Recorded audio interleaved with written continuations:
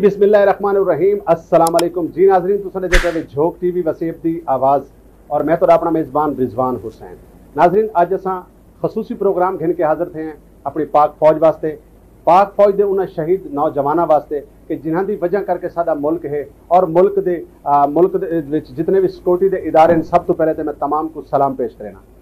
पाक फौज को सलाम और पाक फौज के तमाम उन्होंने इदारे को सलाम जो मुल्क पाकिस्तान की हिफाजत करें और ख़ास तौर पर दिन पर रात बार्डर के उत्ते अपनी जिंदगी बसर करें।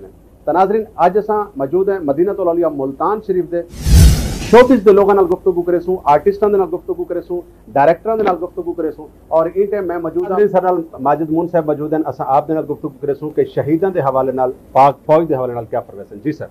पाक आर्मी जिंदाबाद। जितने भी हमारे शहीद हैं वो हमारे सर का ताज हैं। पाक फौज जिंदाबाद।